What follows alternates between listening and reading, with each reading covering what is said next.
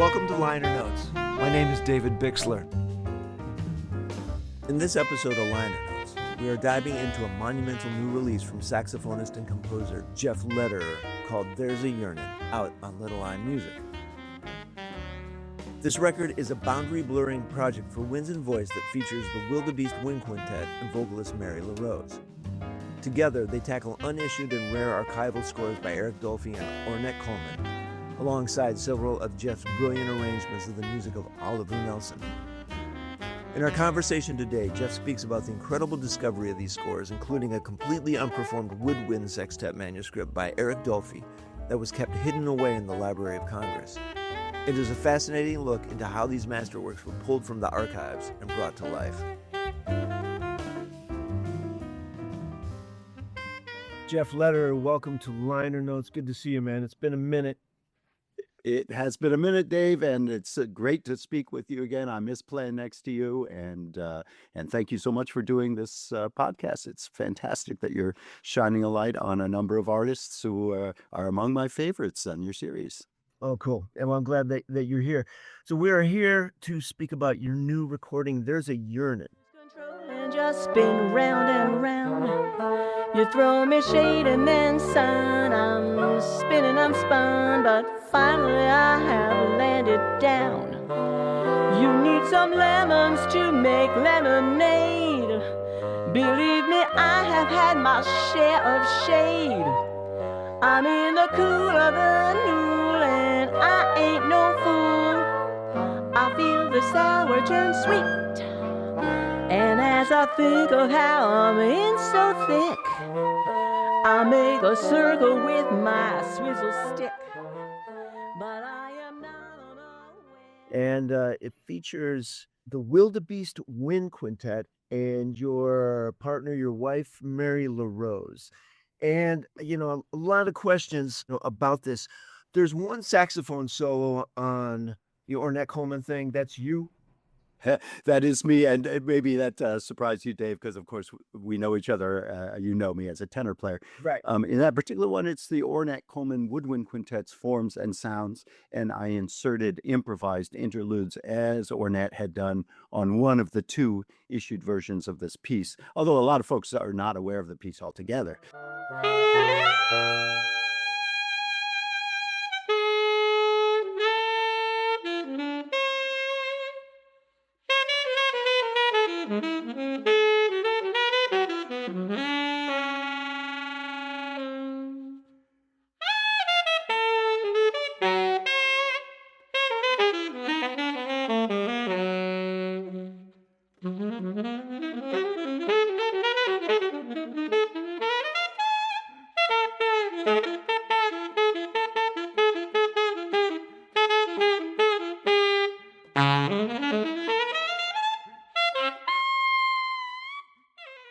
And for some reason, I was just feeling the sound of the alto, though I really do not play alto a lot. And the horn that I went to, I have a couple of them, left my Mark VI in the case, and I picked up a Busher, which is the first saxophone I ever owned. It's a 1926 True Tone, and it just felt correct for this situation.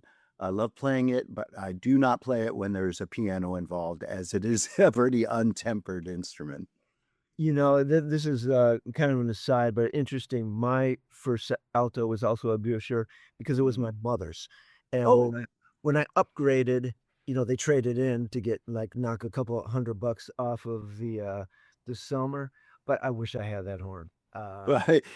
I'm so glad that I was able to hold on to that, even though at a certain point, with some very generous parental support, I got into a Mark VII Yeah. is the one that I upgraded to. But I held on to this Busher, and in fact, I do use the horn in one group I have, which is my postmodern trad band, whose name of the band I won't say on your space because it's a little bit naughty. It seems to be a theme with me. Anyway, it's a band that plays swing and Dixieland music. So yes, we call it Swing and Dix. And I do use the Busher in that situation with the great Bob Stewart on tuba and Kirk Knefke cornet and Matt Wilson drums, because it fits that context. But it's not a horn that I would bring to sub on a Broadway, which I don't do anyway. So it's a moot point. Works out for everyone. Well, I kind of got ahead of myself with the Ornette piece because I was just trying to ascertain your role as a performer. Because when someone comes on, I listen to the music a couple times without reading anything about it, and I assumed that the clarinet improv was also you, but I don't think it is. Is that? That's correct. Yeah. Well, there is one piece where I'm playing clarinet, and that's my own piece, Crucifixion, Not a Word. But on the other Ornette movement, number 3, the beautiful clarinet solo improvisation is played by the great Mike McGinnis. So in this case, I'm jumping into a woodwind quintet project, and I actually felt that I kind of needed to keep myself separate from the ensemble because I'm doing solo interludes in some things, and I'm doing a little bit of conducting on the difficult pieces. So in fact, I got together with Wildebeest Wind Quintet, which is a great group, and what makes them unique is that they are a band. I didn't want to just throw together a number of instrumentalists for this, and they're also at their core improvisers. So, and including Mike McGinnis on clarinet, Sarah Schoenbeck on bassoon, Michelle Gentile flute, Nathan Kochi on horn, and Katie Shela on the oboe. Yeah, they sounded great, and it was cool to hear, everyone improvising, and I think that's more and more. Obviously, we know historically, everyone was an improviser back in the day, and my theory is that through music education, music has become ink on a page. So people aren't improvising, that's not really taught when you're in 6th grade band, but now more and more like quote unquote classical players. I mean, everyone's doing it, maybe not with the language of Charlie Parker, Bud Powell, but they're doing their thing, which is, what I think a lot of us feel that music is about. For sure. If I could just add to that, because it's such a rich thread of conversation about notation and improvisation. Of course, in the Baroque period, improvisation was just a standard part of performance practice. Really interesting in reading again on the Ornette Coleman forms and sounds quintets. One interview that he discusses this piece. It's not widely known and not widely discussed, but it's a monumental work, 47 minutes in length and 8 movements. In this recording, we only play 3 of the movements. But in his interview, he talks about, and here's one of those great Ornette Coleman quotes. He talks about the idea of improvised reading.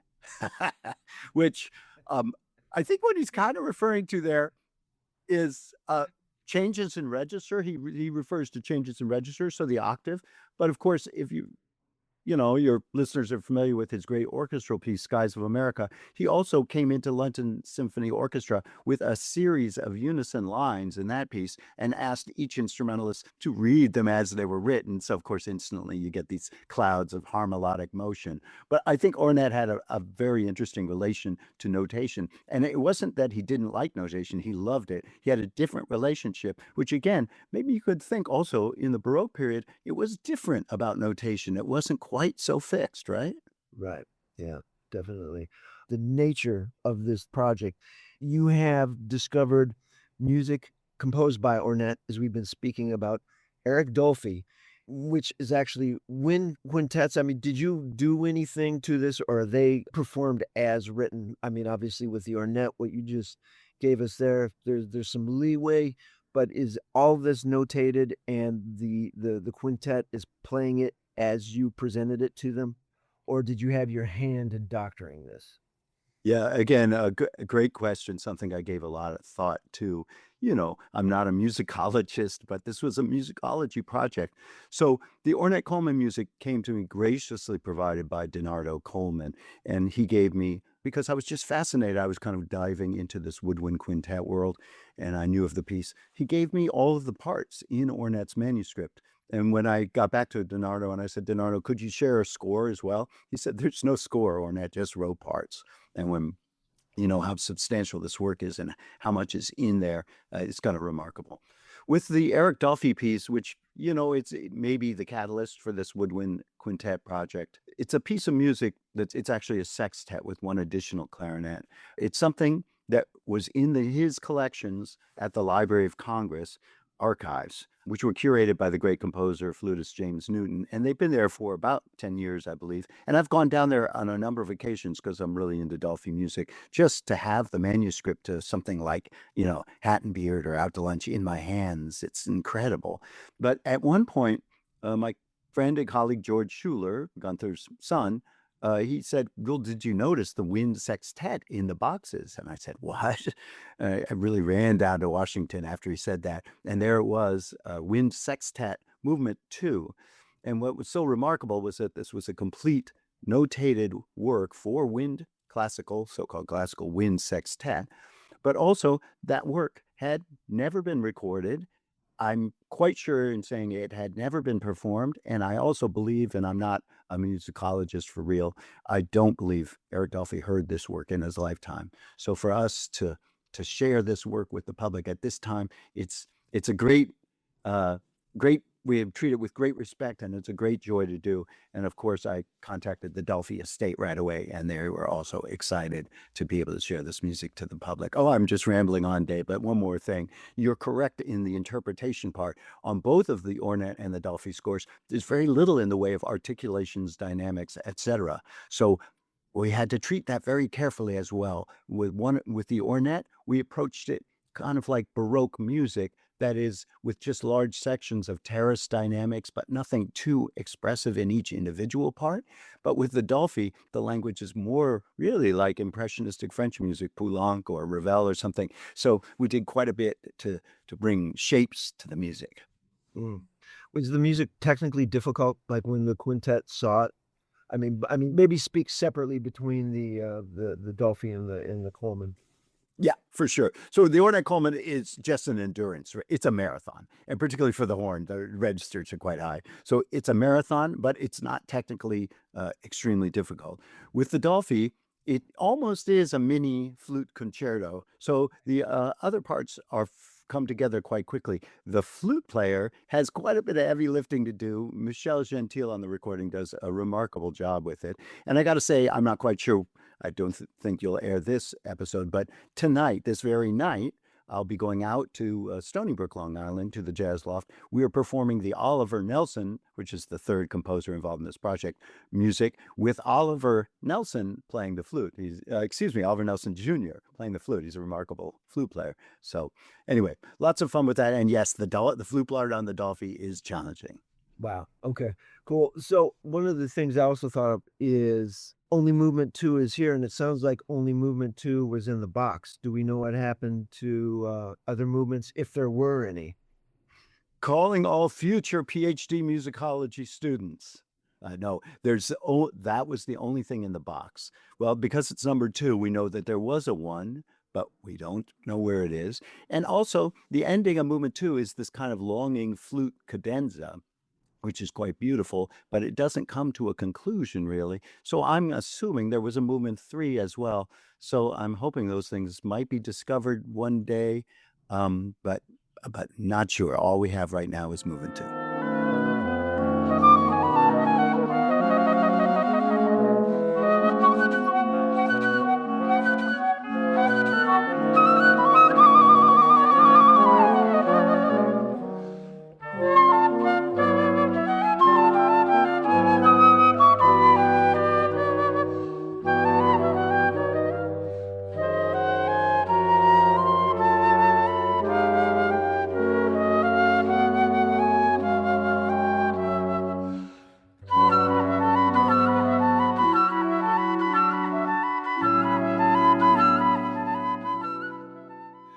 Was this commissioned, or is this just a project that Dolphy might have envisioned?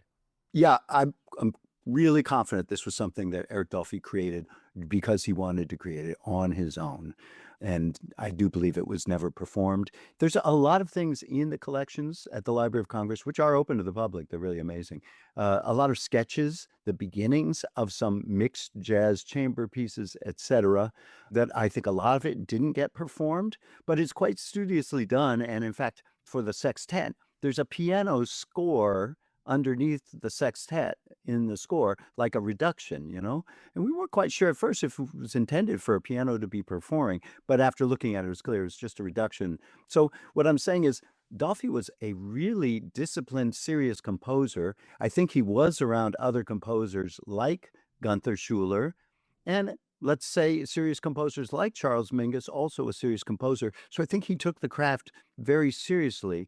The part about this that's a little bit tragic, honestly, is that, of course, because of Dolphy's short lifetime, much more could have happened. But the other factor here is, and I like to tell this story for perspective.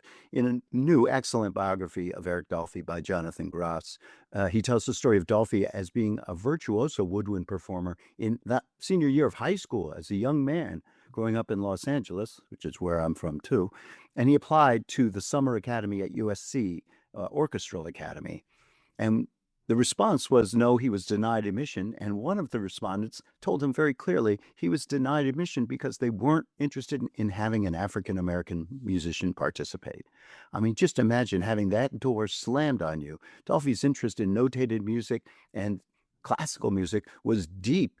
And what a moment that must have been. And yet, of course, he just pivoted and turned that into a brilliant jazz career, right? Wow.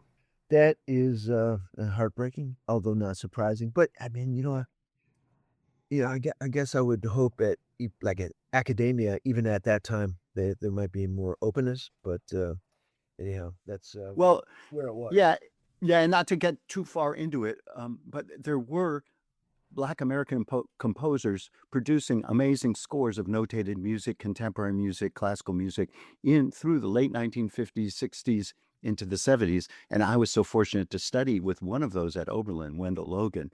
But I do believe so many opportunities for those composers were denied at that time. Thankfully, I feel we are genuinely in a different environment now. But it's kind of shocking to think about what could have been with a composer like Eric Dolphy had he been given commissions or opportunity to write for orchestra, etc. But that was not meant to be at that time. Sure. With the Coleman, you said, and I didn't know this, that it's 8 movements. You have picked 3 of them, and why those 3? Were all 8 considered? I'm going to give you the truth here because we're friends, Dave. I went with movements 1, 2, and 3 on this one. Okay. I mean, I would love to record all 8 movements at another time, but I knew I couldn't. And I really wanted There's a Yearnin album the focus to be this interesting reflection of 3 composers. And then I threw in my piece, but of Dolphy, Coleman, and Oliver Nelson that we haven't spoken about yet too much. But he really does belong with these other men in his just sheer creativity and, frankly, experimentalism, although Oliver Nelson worked more in standard forms, blueses, 32-bar forms, etc. But if you really get into what he was doing harmonically, it's really equally experimental and innovative as the other 2 composers. So, yeah. The thing that I thought about immediately about seeing who the 3 composers that were focused on was the beginning of Dolphy's solo on, is it on Yearnin? Is it on that blues where you're with Yeah. country plague Yes. thing? And it's like, what's the most opposite I could do right now? Is that one of the heaviest beginnings of the solo ever, man? The connection between those 2. So let's jump into Oliver Nelson and Mary LaRose. Did she come up with all the lyrics for these? She did. She created them all, and of course we reached out to Oliver Nelson Jr., who I've known for a while, and he's a beautiful guy. Ooh, I look forward to playing with him tonight. But anyway, and he enjoyed the idea of this. In fact, Oliver Nelson's music is one of the connection points between Mary going back 3 decades. On our first album, on Cutting the Cord on my own little label, Leadhead Productions, or whatever I called it back then, we did a performance of a song called Teeny's Blues, and Mary put a lyric on it, but also scattered both Dolphy and Oliver Nelson solos on that recording. So there's a deep connection. And for me, Oliver Nelson music goes back to high school when, for some reason, I felt I wanted to create a new arrangement of stolen moments for my high school big band. Why would you need a new arrangement? The fact is there was no published arrangement. I just wrote it out because I was like, man, I want to play this song. So we've both been attracted to Oliver Nelson music for a long time. And Mary, for 30 years, has been creating jazz vocalese versions of post-bop composers, musicians for a long time. She did a full album of Eric Dolphy material in 2022 called Out There, which is great. And now she's applied her focus to the music of Oliver Nelson with her vocalese stylings. Okay. And then, you know, I wanted to ask you about, so you arranged these for voice and wind quintet then? Yeah. Right. Yeah. And then, so I want to ask you, I think your quote has something about the sound of a wind quintet being musty.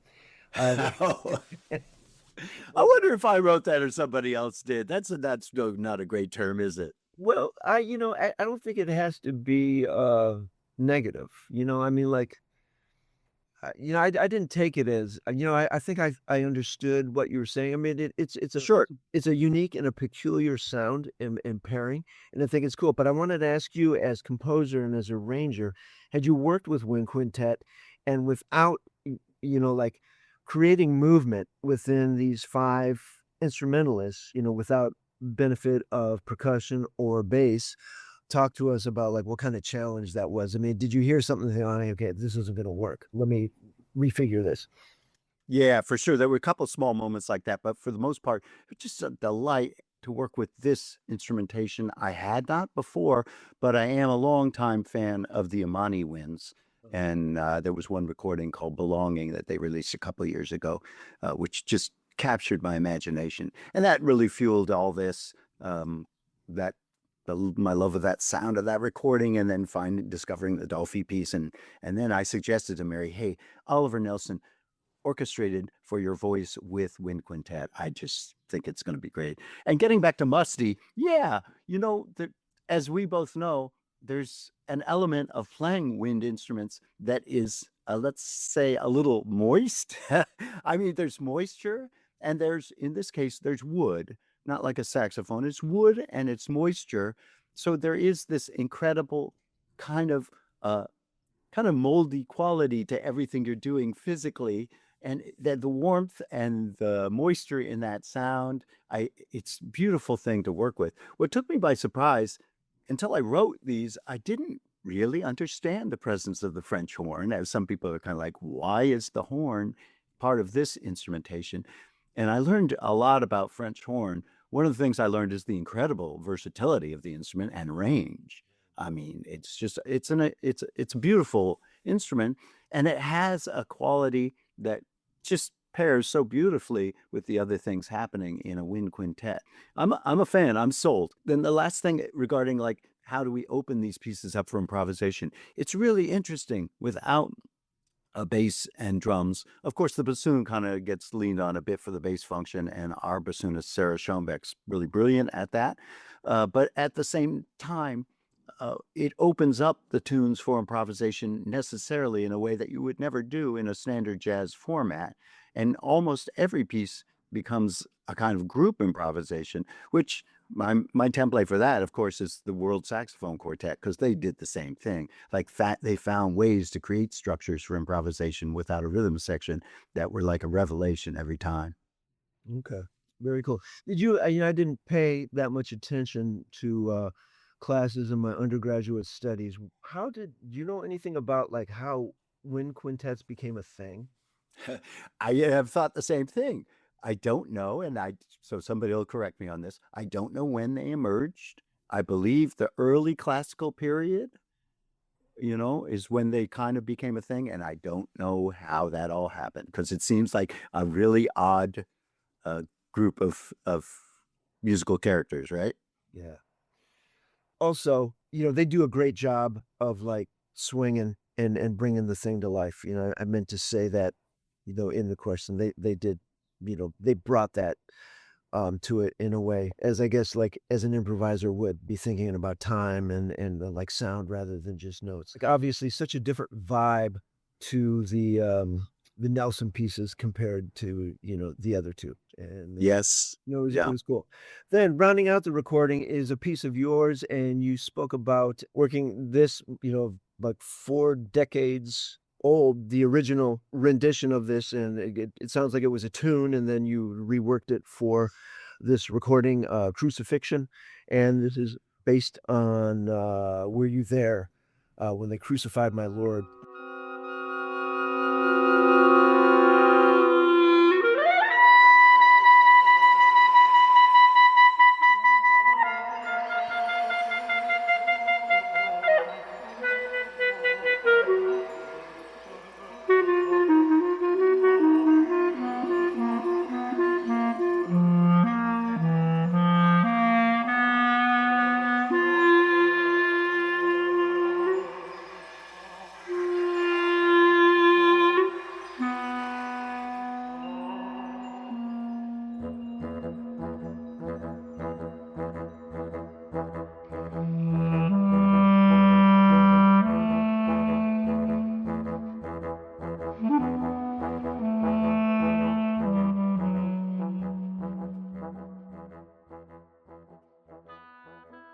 Right. So maybe talk a little bit about this. Yeah, sure. So that was an older score. It's actually dated 1982. My God, long before any of our students were born. But anyway, I was at Oberlin, not a music major at Oberlin. They didn't allow saxophone players in the conservatory there. I was a religious studies major, but I was studying composition with Wendell Logan and playing in all the jazz stuff there.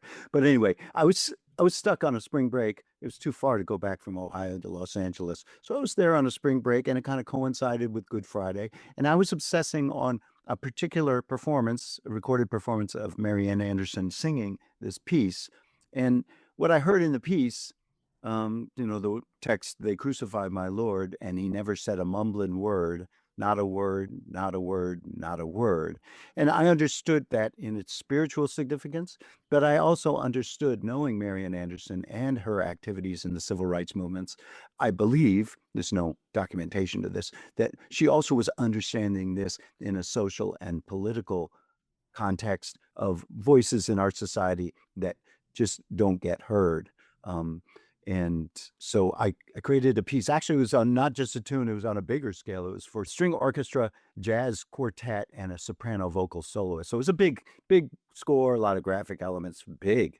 And I reduced it in this case for the quintet, but I love the way it came out. So that's the kind of context of the one composition of mine that I wanted to include, because again, I certainly am nowhere near the stature of the other three composers, but at the same time, I am a guy who plays jazz music and improvised music, but I have also a yearning in me to create, notated compositions on a bigger scale. Yeah, no, it was very cool. On this recording, you use electronics. Maybe talk about your relationship with electronics. Have you done a lot of stuff before? Is this like an active thing as a composer, or maybe as an improviser? Do you show up to gigs with your suitcase? So the electronics on this piece, on this recording, were created by someone you probably know, the great trombonist Curtis Hasselbring, who also does electronics. Okay. So Curtis created it for this piece. I used electronics on a previous recording of mine just about 3 years ago that I did called Schoenberg on the Beach, and it had that was my first real dive into the use of electronics along with an improvising like jazz kind of ensemble. I really love it. I find it really exciting, but at the same time, I'm going to tell you, I like collaborating with people who do it really well. I'm not actually diving in there myself because, I got enough work to do just finding a reed that works, brother. I hear you. And thank God for Van Doren, no? Yeah. Yes. Put a little plug in there, bro. Yeah.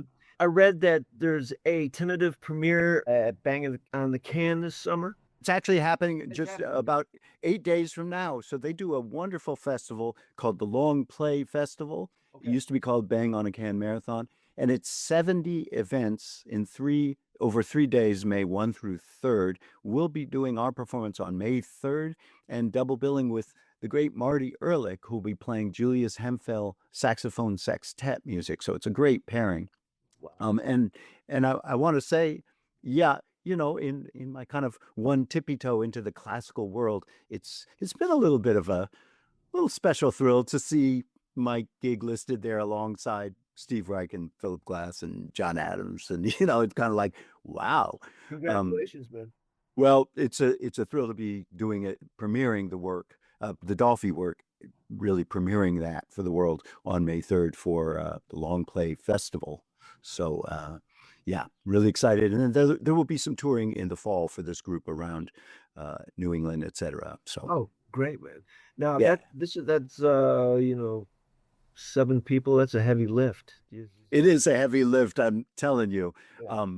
And I want to bring them with me every time. I'll just say, they really won't like this, but I'll just say the work can be assembled fairly quickly. So, all you university people out there are looking for some interesting new repertoire for Woodwind Quintet. Just saying. Check it out. Okay, cool. So, other than this, what else is on your plate, Jeff? Gee, well, Besides the there's dog been attacking you. well, the dog, yeah, there's that. No, he's a sweet guy. Lot of work with Bobby Sanabria, the great drummer percussionist lately. A lot of work with Matt Wilson, who's been my 30-year collaborator. And we're actually recording a new thing this Saturday in a band. We do this, I don't know if you've heard this one, Dave. We do a band called Good Trouble, which the front line is myself and Tia Fuller on saxophone, or a young saxophonist named Anisha Rush has been playing as well. So that's a little more tipping kind of situation, and it's great. And then at the end of the summer in August, we spend a lot of time in Guilford, Vermont, and I actually produce a festival called New Moo, New and Experimental Music Festival, in the month of August in Brattleboro, Vermont. So even though our academic semester, mine's winding down too, but boy, the activity keeps on going, and I'm grateful for that. Very cool. All right, Jeff, great chatting with you. The record is There's a Yearnin', featuring works by Eric Dolphy, Ornette, Coleman, Oliver Nelson, and Jeff Lederer. And it's out May 1st on your own label, Little Eye Music, featuring the Wildebeest Wind Quintet and vocalist Mary LaRose. Great record, man. Congratulations. Thank you, bro. And I look forward to catching up with you in person sometime soon. Yeah, for sure, man. Take care. Liner Notes is grateful for the support of Van Doren Reeds and Mouthpieces. Be sure and check out the Van Doren Advisory Studio in New York City for all your sound sculpting needs. Liner Notes is grateful for the support of Arlen's Good Beer in Bowling Green, Ohio. Engineered by Marco Mendoza. Visit his website at engineeredbymarco.com. The theme music is Hide, Seek, Find from my record Beatitude, out on Tiger Turn. Produced by David Bixler. Be sure and subscribe to Liner Notes wherever you find your podcasts. If you like what you hear, I ask that you consider supporting Liner Notes financially. You can do this by going to the Liner Notes tab at davidbixler.com. Thank you for your consideration.